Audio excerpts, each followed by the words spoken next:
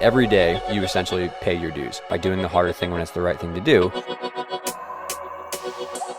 Will, my friend, how are you? It's good to finally connect. Yeah, fantastic. Very well, thank you. Yes, it's been a long time coming, but yeah, it's really good to finally be in touch. I know. I'm so lucky that I have a lot of connections in the men's gymnastics world, like Luke and other people that by proxy, you start to get connected to more people. And you were on the list of things eventually I needed to get to and talk to. So it worked out well that you could hop on. Yeah, it's really exciting time. A big fan of the podcast. Listen to it quite regularly. So great job. Yeah, really excited to actually be part of one myself. Yeah, thank you. I appreciate that. I'm very lucky and I think I'm spoiled, right? I can use the podcast as an excuse to learn and talk with people. So if I can do that in a way that helps other people, then why not, Yeah, 100%. And there's so many, man, the more I do this, there are so many smart, wonderful humans working in gymnastics on the coaching side. And I feel like the podcast has become successful because it's bringing to light people who are in the trenches like you that, you don't really have time to create a podcast and, put together your lecture material. But I feel like we can harvest so much information from people with you with so much experience. Yeah, absolutely. I mean, there's like you say, there's so many people that you could just learn infinitely from. So it's great just to share with other people and to take on board what others offer as well. And it's just all one massive learning curve, and it benefits everybody. So yeah, super exciting. Yeah, and I feel like, I'm not sure your age, I'm not going to ask, but I feel like in our age, we grew up in the internet boom too as well, whereas it used to be you had to fly across the country and pay to get in a clinic and then scribble a bunch of notes, and those are great. I For still love sure. those, but I feel like the internet and the podcast and things like that have allowed, in a 10 years ago world, how hard it would be for me and you to connect, for me to go to somewhere in the UK and meet up with you and do a clinic, but we could just chat here. I think it's awesome. Absolutely, it'd be virtually impossible, wouldn't it? I mean, like we've got endless connections now to pretty much anybody in the world. So it's yeah, real thankful for the technology. Yeah, absolutely. And I guess before we dive into, the specifics of some things you're going to talk about is I would love for you to just maybe give a high level overview of, your kind of journey in gymnastics and how you got to where you are being, in a position where a lot of great guys are coming out of your gym and stuff like that. So maybe just start there. Yeah, okay. So interestingly, I was never really a gymnast myself, um, which is it's like I think it has its pros and its cons. But my story is kind of my brother and sister, or my two brothers and my sister, were all involved in gymnastics. They're all younger than me. They started consequently when they were younger, um, and basically I was really no good at doing gymnastics. Kind of enjoyed being around in the gym and sort of figured out that I was actually better at helping others do it than doing it myself. So yeah, Mm. that's how I got into gymnastics. It was a little bit of a strange one from compared to some sort of former athlete.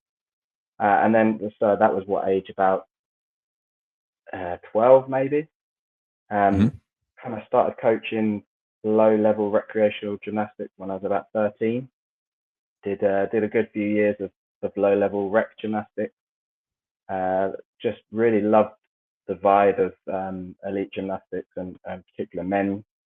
So kind of got involved volunteering and helping out alongside those, and that sort of grew into a passion really, and it sort of went from one strength to the next. Kind of went from a volunteer to a paid coach, and then kind of become a head coach of the sort of head of department for the men, kind of managing the men's program, and then yeah, kind of going on sort of up towards higher level, winning national medals, sort of producing international athletes, and then then on to Europeans and worlds. So it's just kind of spiraled really. You make it sound so easy, Will. You just start coaching, you do rec, and then you have international medals. But no. Yeah, So I know for a fact there is a crazy amount of work and personal development and self-reflection that probably goes into that. So are there things that you notice in yourself and your journey, but also you're connected with so many other great coaches where you are? Are there patterns or trends that you notice that help you go from that, I'm a recreational, I love this, but I really want to ascend the levels up? Are there like key elements or pieces of advice that you could give people to kind of share on that journey? I think ultimately you kind of said it earlier that the information's out there, and particularly with technology as it is now, we are open to connection. So it's just about putting yourself out there, seeking out the right people. There's so many people, so many fantastic people you meet that I've met that are the so happy to help and assist and give advice and offer support. You Mm. just have to seek it out. I mean, my biggest piece of advice would be, don't just sit there and wait to be spoon fed. You've got to put yourself out and be keen to do that. And if you go out and look for it, there's unlimited amounts of information and support out there.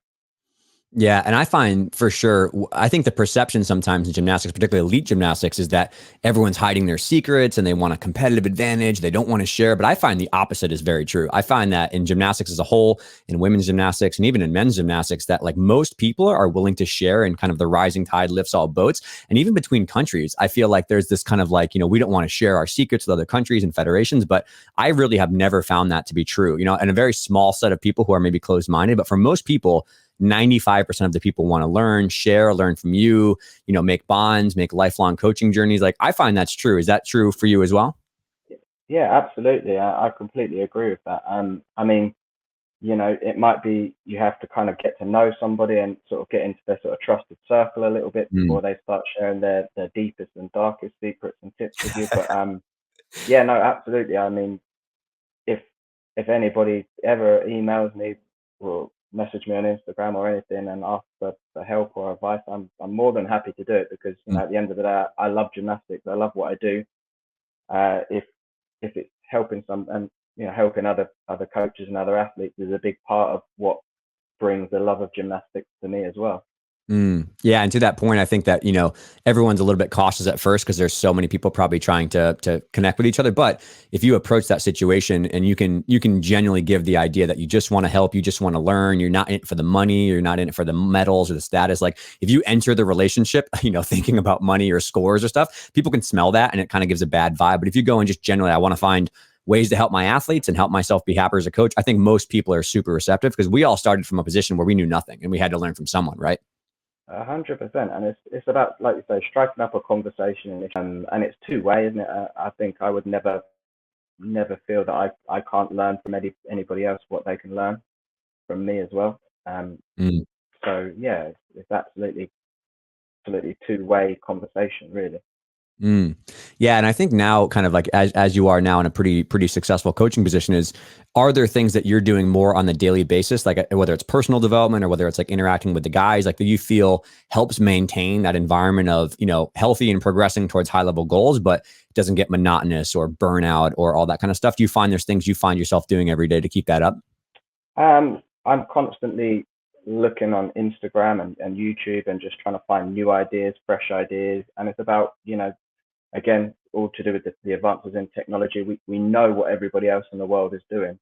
Sure. If you'd have taken it back 20 years, you would have to wait until you're a Europeans or a world before you see what somebody in China or Japan or America is competing. But now, literally, as soon as somebody achieves a new skill, the world knows about it. Mm. So it's just about keeping current as well. I think as soon as we stop being current, as soon as we stop in our track, then we are going to struggle, and then we're going to stop learning, and we're going to stop progressing to the extent that we need to be.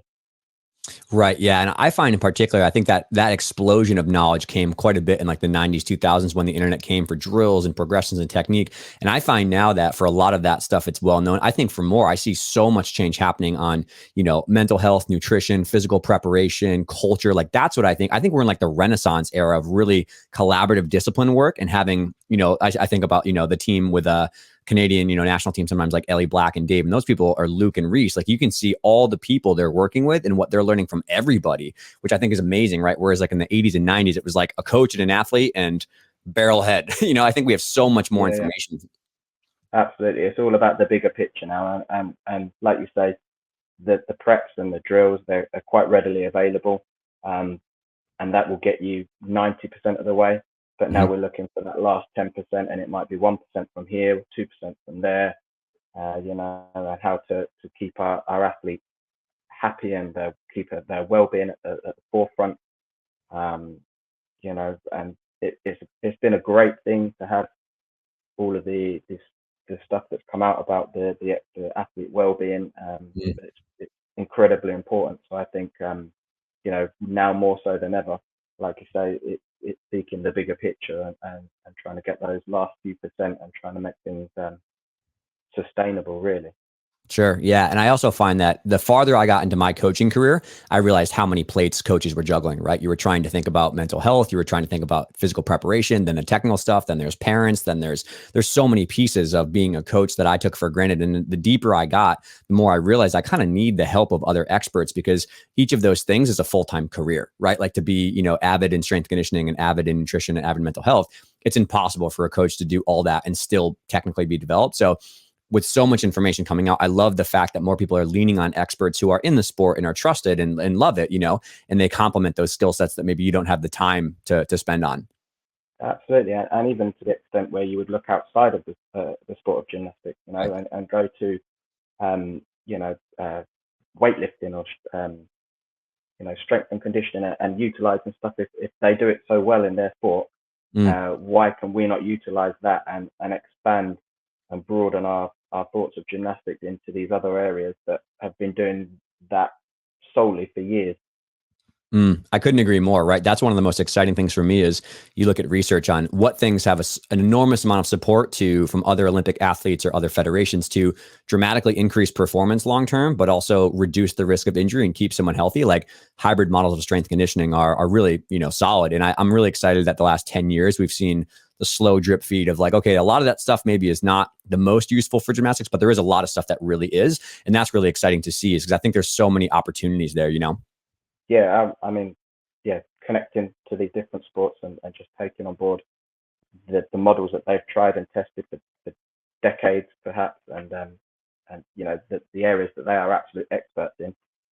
Mm, Why try and reinvent the wheel when it's already there, and they've done the groundwork. We can utilize it and tweak it and adapt it and apply it to what we need it for. Not sure. saying it will be exactly 100% the same, and we're not going to copy everything, but taking the relevant parts and adapting it to what we need and to make it work for gymnastics Mm, is a no-brainer, really, for me. mm. Yeah, and kind of on this idea of collaboration and kind of constantly learning is, I definitely want to pivot and chat a little bit about high bar because obviously that's something you're going to give a phenomenal lecture on and I've seen. But, for me personally, I feel like as a younger gymnast reflecting back, I was thinking a lot last night about this podcast. Dude, I was terrified of high bar. Like terrified, right? Like I learned it's my fault. I didn't put enough discipline into basics and technical development and stuff like that. But I remember just like every time we had a dismount, day or we're learning Chinese taps, I was just like hiding in the bathroom and I did not want to do it. So I'd like to maybe start there because I think disagree if you think, but like I think high bar is the most mentally fear-driven event that a lot of young men deal with, and I would love to hear your thoughts on maybe approaching that. Yeah, no, I 100% agree. It's a scary, scary apparatus, and I think you have to, as a coach, be very delicate on your way around negotiating gymnasts that do show that fear aspect because they are a good number. Um, I mean, for me, my key principle that I touch on in the lecture is feeling support through the bar. And Mm, by that I mean, so like if you imagine a long swing that's going around the bar, when your long swing reaches handstand, it's almost like bouncing in the handstand position and showing a support. And mm, for me, that this is absolutely key because from that the gymnast can then create the times and they can choose the times rather than if you skip over the handstand, the time just kind of happens to you. And at that point, you are then a passenger rather than the driver of your high bar routine, your dismount, or whichever you're doing. So for mm, me, feeling support and then choosing when and where the action happens puts you in the driving seat and mm. therefore gives you a lot more confidence in your bar routine because you're actually choosing what's happening to you rather than just ending up wherever you go. Yeah, and I feel like, correct me if I'm wrong again, you're the expert, but I feel like high bar more than any other apparatus, maybe like tumble track is the technical errors or maybe the not polished basics are magnified dramatically, right? So when you start to not have the best tap timing or maybe you have a shoulder angle, when you start to tap harder and you start to really do a lot more bounce in the bar, it sends you much more aggressively in the same way that if someone has technical errors in their tumbling technique, when they go to tumble track, those are magnified when they shoot right when they early twist or stuff. And for me, that always felt like the C was like, I never really learned proper tapping into a dismount. And so the farther I got along the ladder of trying double backs or trying to do twisting, it got magnified where I was kicking them out farther and farther. And then once that train leaves the station, it's really hard to go back and redo it. 100%. Yeah. I mean, I think you're exactly right. Dismounts tend to be the most scary thing. And I always say to all the little gymnasts that I coach, I think learning a straight back dismount off a pie bar, or a flyaway dismount off pie bar, is the single most scary thing in gymnastics that you Mm, learn. mm, And I always say to coaches as well, they need to take the utmost time and care over that, not just in teaching it technically correctly, but in protecting the gymnast, to make sure that they don't have any scary experiences yeah. whilst they are learning it. Because those scary experiences, if they do come back to the bar, if they do scare themselves, that, it can set them back weeks or months of training. They can be Mm, at the point where they're really confident and really happy to do it. They do one bad go, and that's months of work, down the pan, just because the coach perhaps was a little bit too excited, or mm. it's natural, you want to push the gymnast on, but it's really, really important just to take the time and to ensure that things are done really, really well and properly, and set that grounding in place. Because, like you say, it's such a without that basic, you cannot do any other dismount on bar. If that's inconsistent, Mm. your dismount's inconsistent forever, and therefore it's scary. Yeah, I can tell from vivid experience, it takes one shin to bar layout to really ruin your experience with dismounts in general. That was what happened to 100%. me. And I love that you said that, which is, really kind of watching out and going slow and taking care of the athletes. And I feel as though a lot of younger coaches are watching other athletes develop, whether it's release moves or whether it's dismounts or it's in bars, right? And they feel pressure that they want to go and get the next thing because season's coming up and they have to have these elements and they have to have this score. And I find that sometimes that pressure of competition or levels causes them to maybe not skip steps, but rush through, really going slow on tapping. And then it leads to a situation where you get to a meet, the adrenaline's high, you tap a little early, and then you're right in the bar and you duff it on a pretty high stage. And then you can, like you said, you're set back multiple months. Would you agree with that? Yeah, 100%. And especially if it happens in competition on a big stage, because it's not just then your shin that hurts, it's your pride and your self-esteem and Mm, everything that takes a massive beating as well. So, yeah, absolutely. I mean, I would 100% always prefer to see a gymnast compete in clean, safe routines that are slightly at a lower level. I have a philosophy where my gymnasts always try to compete at sort of 75-80% of what they're training, um, mm, because that last 25% of stuff, the top 25% of skills that they're learning, they are learning still. They're not. I wouldn't say they're consolidated. Yes, they could probably do them in a competition situation, right. but you add in the adrenaline, you add in the pressure, and it starts to the odds start to go down. They start to stack up against you. So I Mm, always say, 75% of what you can train in the gym is what I would be happy with putting in my routine. yeah, I absolutely love Yeah, that. I love that. And when you're teaching that foundation, well, I guess we'll start with some of the basic stuff and work our way up to, some pretty high level release stuff. Are there certain like drills, like you said, I think a straight back is probably like the most important thing they learn. Is that from a tap swing for you? Do you do that from giants first? Like, how do you approach that? I would do that from like holding the gymnast in like a front support position on top of the bar, and Yep. just do it just from swing.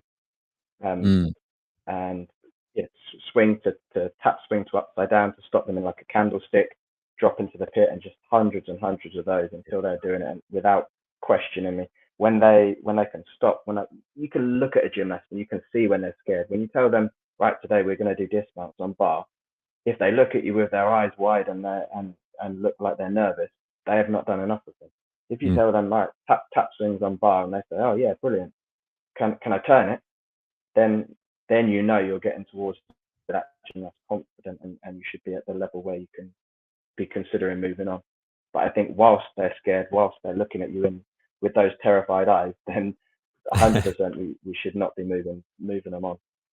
sure. Yeah. And definitely a big credit to my coach who was, gave me tough love when, I was not quite ready to move on. As though my 12-year-old defiant self said I was ready. I was locally just more like you said, it's a pride thing. It's like all my teammates are doing double backs and I'm here doing stupid layouts, but it was the best thing for my health that was possible. And I think what comes to mind for me technically is always like, ears covered, tapping at the right time, and then doing candlestick drops. Are there other things that you're trying to really focus on with young athletes? Like I think you mentioned, like really feeling the beat of the bar, but technically, are there other things besides ears covered and, tapping well? Are there other pieces there?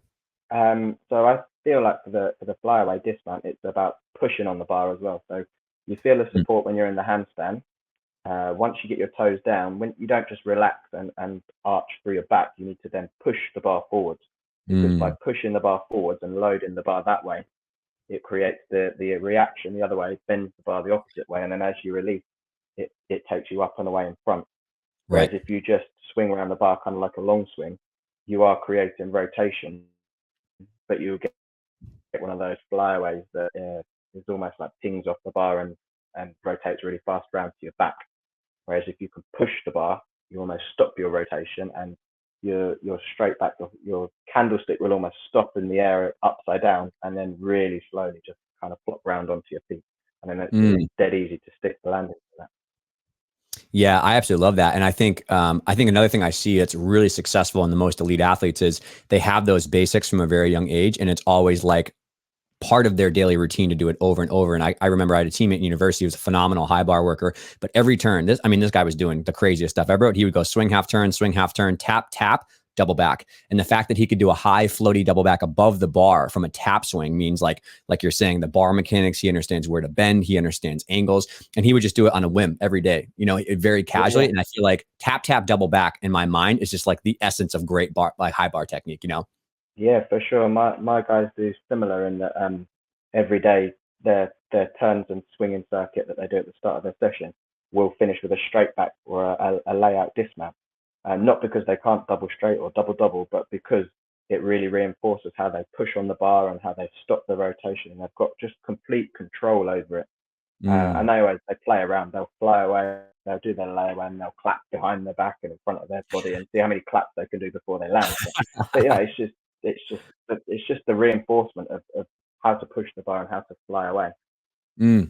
Yeah, and I love that kind of piece too, which is if you learn the fundamentals really well and you stick to them, is that it does become more of an enjoyable, fun playing experience, not this like, oh my God, this bar is so terrifying, right? And I feel like that's the foundation you have to create with young coaches, right? You have to be able to teach the skill sets, and there's a cultural piece there to going slow and really hammering the basics and not being, making it fun in a way. Because let's be real, 10-year-old boys do not want to do swing half turns for the rest of their life. Yeah, of course. I mean, yeah, there's absolutely, like you say, a balance between the fundamentals and the skills. Everybody likes learning the skills, but the skills come so much easier and they're so much less scary when your fundamentals and your basics are solid. Right. And I think the other thing that comes up to me, I hear a lot of coaches be not frustrated with, but hard with, is high bar in particular, is there's just microseconds of tapping mechanics that separate good versus bad. And then for me, for example, I know my ceiling effect is when I was learning Tkachev and double dismounts at the same time. So a Chinese tap at the same time I was learning a Tkachev Yeah, tap. yeah. And I put a couple Tkachevs to my back and I put a couple dismounts really far. And for me, I could never quite get over that hurdle. And so can you maybe speak to the difference between technical pieces for dismount taps versus maybe like setting up release move taps? I think that's a hard line for people to jump across. Yeah, yeah, absolutely. I mean, I kind of in my lecture, I touch on you can do different entries to a catch up as well. So you can have Mm. the wind up that's similar to a dismount, but you can also do it from like a bounce and handstand and just a push out. So I Right. think to start with, it's quite nice to differentiate the two. If you do like a Chinese tap into your dismount, perhaps when you start learning the catch up to start it from the bounce position, just to differentiate. Um, Right. and once they start to get a bit of an understanding of that, then you can introduce the Chinese tap swing across the bar so that they do push out early. Mm. And with that too, I think an error that I made and then others might make is giants into a release right away. Whereas I feel like the greatest coaches I've watched will do, like we said, tap swings into a dismount, but also will do For sure. Tkachevs from a tap swing, right? We'll do strap bar, loads of metal bar, loads of metal bar. But then their first release is back up rise to 45 maybe in that aggressive tap. And they get over the bar, not with brute force of swing, but with technical bouncing. And you just slide the mat in 1,000 times so nobody gets hurt. But you could do reps and reps and reps of tap swing to Tkachev versus like giants and tapping is a lot more brutal on your body. Absolutely. And also, you think when you go from a giant or a long swing, essentially what you're doing is you're increasing the speed, and by increasing Mm. the speed, you are making it harder to hit that exact tiny point of the timing that you need to hit to make your release correct. You imagine Mm. like you're spinning a dartboard around you. You've got to try and hit the treble 20. Yeah. The faster you spin that dartboard, the harder it is to hit your triple 20. So, by doing it from a nice, calm, slow tap swing, you're Mm. really just slowing it all down, making it more clear for the exact angle and the timing that you need to hit. And once you're consistent and solid and you've got that locked in, then you add the speed, and then you can hit that triple 20 from whatever speed you're spinning. I love that analogy. That's really good. And it leads me to ask, so in the process of learning, these skills, these releases, what percentage of your coaching time and how long is it on just drills and just metal bar and just the basics versus when you start letting someone actually throw and release, what's that percentage for you of like drill time versus actual skill time? Um, I would say I I don't believe in doing drills for the sake of doing drills, because Mm, there's nothing that substitutes the actual gymnastics, right. for actually doing it. But having said that, you need to there'd be certain key coaching points that I feel that they need to achieve before allowing them to do the skill. If Mm, they're then As soon as they're able to hit those points, I would let them do the skill. But then, you know, I think it's important to have the whole image, the broader picture as mm, well, and then rein it back in and focus on an area where there's something missing, or something that's going slightly wrong. Take it back, focus a specific prep on or drill on a certain area, and then try to put it back into the whole setting again. Maybe around sort of 50-50, but it forwards and back. It's never just drills, skills. It's always, right. a couple of drills, try the skill, see what's wrong, a couple of drills to fix, or um to to try to make a change, Mm. and then back into the skill. Yeah, and I really love kind of this idea you're talking about, which is going between. I guess it's more of like a critical thinking approach to skill breakdown. I think I see a lot of gyms and a lot of young, it's busy, right? There's a lot of guys you're running around. They just set up 10 drills, they go in a circuit, and then one person is being spotted or watched on the actual bar, which there's a time and a place for that in like volume. But what you're saying, what I hear a lot of coaches say is like setting up some sort of circuit where you can do one, watch a video, get some critical feedback, and then go do a drill if it's not working, do a few drills, get back on the bar, and kind of critically think about why is it not going well or why is it going well, and what do I need technically to fix. Am I wrong there? Or is that accurate? No, that's exactly right. And it's about doing, like you say, a specific drill. It's not about doing, I could think of 50 or 100 drills that are relevant to doing a catch up on bar, but I wouldn't get my gymnast to do all of those drills at Mm, at any one time. You need to. But for me, it's about being smart about where you're spending your time, and mm, focusing on the area that you want improved, the change that you're trying to bring about, and find a suitable drill or exercise to do that. mm. Not just do this drill because I've seen someone do it, that one because I saw it on Instagram, this one was one of my favorites on YouTube. So we'll put all of those together and just hope that we get a good catch up at the end of it.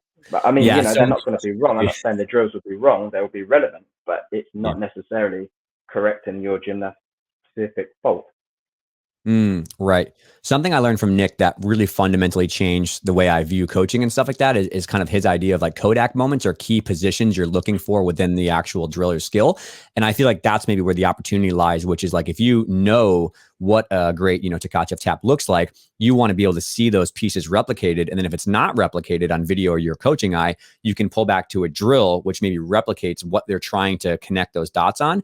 I've found that that's a way more constructive and efficient use of time versus what you're saying, which is like the just pray that a bunch of these drills just magically show up in the skill. Yeah, for sure. No, I love that, the Kodak moment. That's really cool. That's good to hear from that as well. Um, but yeah, definitely, that's exactly what it is, and I think it's important for the gymnast to know and to understand exactly what they're trying to achieve as well. Particularly you're older and you're more elite gymnasts. And to figure out how best they like that information as well. Do they like to look at it in a video? Do they like to feel it or to put into Mm, the shape? It's right. important as well, because people learn in different ways, and they have different preferences in how they best take in and understand information also. So, you know, to make sure the two of you are singing from the same hymn sheet, really. Sure. That's such a great call out too, right? There's one gymnast who has to watch somebody else do it. Maybe you look at a video of YouTube, right? Or another gymnast doing it in the club versus somebody else is going to have to, like, you tell them specifically the technical points out loud versus somebody else has to do a drill and get spotted to feel what that feels like. There's so many different learning styles. And I feel like that's a really important thing you said there. For sure. And also, as well as learning style, one of my other philosophies that I'm quite big on is, utilizing gymnasts' natural strengths or their preferences as well, because, one gymnast body type is going to be different to another. Their strength or their confidence is going to be different. So both in terms of which skills we select for those gymnasts to do, and also which technique of that skill do we teach them, because, you can do a catch up in different ways. Um, you know, just because one gymnast does a catch up from a tap swing, it doesn't mean that another gymnast works from just a push out. So, just to bear that in mind also. Yeah, and that brings up a good point with body type. Is I'm curious your thoughts on, we're talking about the Kachevs here, but if somebody maybe is a really tall athlete, right, or if somebody is a little bit more faster twitch athlete, do you think, like, based on the strengths of the athlete, we'll have one do a Ginger versus the Kachev versus learn a Kovacs, or is it just like whatever naturally comes to them? Like, how do you differentiate between what lane someone goes down for? Yeah, I think you can definitely look at body type. That's generally a good indication. But you just get sometimes you get some gymnasts that really struggle with their twist, and so perhaps you wouldn't try to do I don't know, a big twist involved with them. If they're more of a powerful dynamic gymnast, they might be more suited to like a double somersault vault, or Yep. and similar things on high bar. Really, if you've got someone who has really stiff shoulders, you wouldn't try to teach them a jam to handstand. Mm, So you might go down the quast or the Rabalco route. mm, But yeah, and also for confidence as well. If you've got a real daredevil gymnast, they love the challenge. They love trying new skills. And Kovac is great. We'll do Kovac, but another gymnast who is very very nervous and introverted, and they don't like the big shouting and cheering, and yeah. they're more like, okay, we'll just take it easy and do a little bit more of a less potentially less scary release. Yeah, I absolutely love that, man. You couldn't have paid me enough money to do a Kovacs, like not in a million years. There's no way. So I was on that other spot of the spectrum, which is like a little bit less risk taking reserve. You know what I mean? That was more for me. Absolutely, yeah. And you can get a fantastic high bar routine that doesn't have a Kovac. You don't have to have Mm, a Kovac. You might be more of an in bar and a jam to handstand and turns mm. and, and that sort of skills. But this is my point in working with your gymnast strengths. Don't just try to teach everybody a Kovac because today's session's on Kovac. Sure. Yeah, that's a great call out. I think the other thing that comes to mind is that idea of drills and skills, but then where, as a coach, are you feeling comfortable to put something in a routine? Like, do you have to see this be mastery on its own before it's put in a half set? Do you want to see someone's endurance get up? Like, what's the thought process? I feel like going from catching your first Tkachev to competing Tkachev in a routine is like light years away for some people. Yeah, for sure, definitely. I am a big believer in combining things as early as possible. So at the earliest stage, it's as soon as you catch your fast catcher, don't just giant and drop off. Mm, Giant do a blind turn and then try an endo, and it doesn't have to be and always afterwards to start with, because obviously the skill that you're focusing on learning, you're going to do almost as if it were in isolation. But then mm. when you do catch it, you carry on, and then it gets to the point where we're catching fairly consistently, maybe 3 out of 5, 4 out of 5. We can start to try to maybe do a skill beforehand. We'll do a back upright before we do a catch up, and just gradually do that. But I think the earlier you can do that, and the more quickly you can get away with doing skills completely in isolation. Mm. It just uh, builds an easier base to create your routine from, and to move it on to the next level. Yeah, I totally love that, right? And the idea of taking something that maybe for this athlete, they learned an endo when they were 10, right? And then they're doing endos no problem, but it's a very fluid skill. But now they're adding that in, maybe like endo before, gotcha, something else on the other side, or the other way around, which is, do your Tkachev first, then a bunch of skills after to a light dismount. I feel like, again, having to do that in isolation versus quickly find that tap in that position really fast is probably a really important skill set. Yeah, definitely. And I mean that it's all about, it just quickens their thinking, and they just become more prepared for all the different eventualities. You know, as soon as they catch somebody's there shouting, "Come on, carry on, do a endo, do a disc," and Mm. you know, really important for me that, you know, don't try to move away from isolation as quick as you can. Sure. I love that. And then on the other piece of it too, which comes to mind is I know a lot of coaches ask me, and I see a lot of guys for, either like physical prep issues where they're not quite strong enough to bounce the bar hard enough or things like that. Are there like some staples that you can recommend for either physical preparation or other things you do prior to, introducing release moves or dismounts and stuff to help somebody get strong enough to, move the bar well? I think moving the bar is a quite a difficult one because it comes with a little bit with size and weight as well. The Yeah, gymnast, right. if you've got an 8-year-old gymnast and they're very slim built, you know, the type, you know, they can do a The thing's Russian not on the moving at mat. all. That thing is not moving. But there's little tricks you can do. I mean, you can loosen the bar a little bit. Obviously, not so it's too loose, but you know, loosen it off a little bit just so there's a little bit more flexibility. I quite like the idea of just static handstand bounces. You know, holding the gymnast by their feet whilst they're on a floor bar, Mm, keeping them in good body tension and bouncing. But I would do this on a wooden girls bar, mm, because the bounce and the give of that bar is a lot more than you would get on a men's bar, but you yep. can create the same kind of feeling. Mm, Um, in the same way that you use a soft springboard for a younger gymnast, you wouldn't go straight onto a hard 7 springboard because sure. they're not going to move that. But Mm, you know, there's a certain amount of, you know, they have to have a little bit of size and weight to do that yeah. first. But as long as you're reinforcing the key position, lots of backward rolls to handstand, you know, finishing and bouncing in handstand. They'll quite quickly get to the point where they start to feel what they need to do. But Mm. I think it's really important to learn that at a young age, because as they grow, that phenomenon will develop with them, and they will maintain that. And yes, it does change as they get bigger, but it changes with them rather than. Mm. Yeah, and correct me if I'm wrong, but I feel like in those younger years, 8, 9, 10, 11, right, when someone's not gone through fully development, that's when you really can master and hone on that technical piece. Because if they hone in the technical piece, they really understand the pieces, they can move the bar well. And then you add, strength, and you add puberty and stuff, they get, 5, 10 pounds of muscle mass on top of them. Those foundations are still in place versus the opposite, which is, you don't really develop the technical stuff. You add mass and power, and then that technical piece gets exaggerated and it gets a lot more intimidating, right? Because you don't have that building block first, and you add speed on top of that. To your point with the dartboard, it's like now it's really intimidating. No. Absolutely, yeah, and it kind of goes back to what we touched on earlier, in that, you know, you reinforce that technical stuff first. You get your timings, you get your understanding of your key coaching points, your bounce, your support through the bar, and Mm. then as soon as you get the extra weight and the power behind you, like you say, you had a factor in puberty, you've got this extra 10 kilos of muscle that you're ready to blast the bar with, and that just goes like, it just makes it absolutely so much better. Yeah, absolutely. And I think, this is probably a great place just to kind of transition and end here. I don't want to give away too much of your wonderful lecture coming. I got a sneak peek, so I know it's really good, but can you maybe share about like what are some of the key pieces that will be in the lecture that you're excited to share with everybody on, releases specifically?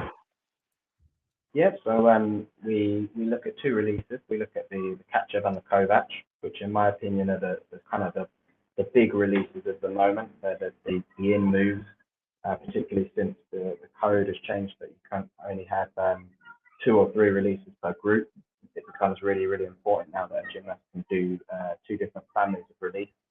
Hmm. And I think these are the two highest, lead to the two highest value kind of branches of releases, to help really create an exciting and current bar routine moving forward. Yeah, that's great. And I'm excited to have people because I think you do a great job of like the philosophy of the big picture stuff, but there's also so many great drills, progressions that are inside there. I feel like most coaches want both, right? You want to understand the big picture, but then like, okay, what drills, what things am I looking for? What ideas are really important that, someone can take to the gym the next day? Yeah, absolutely. I mean, hopefully there's a few new drills in there. You know, there's some that I've come up with myself that I haven't actually, you know, just kind of gone out and sort of seen and brought back. But kind of a few that I've engineered and created myself. So Mm, hopefully they'll be a kind of fresh for the people to look at and see. But yeah, definitely it's about, like I say, the big picture, how to fit it in, when to teach a release, and kind of like the bigger athlete picture also, of skill selection and technique selection as well. Yeah, I'm really looking forward to it. It's going to be awesome. And I don't want to spoil too much, so I'll keep my mouth shut right there. But Will, man, I appreciate your time. I know you're very busy. You're in the gym. You probably got to go run and coach right now. But I appreciate you being here. And then we're looking forward to seeing you in the symposium. So thank you so much. Thank you, Dave. No, it's been a pleasure. Really great to meet you as well. All right. We'll talk soon. All right. Cool. Thank you, brother. Take care. Bye-bye. Cheers.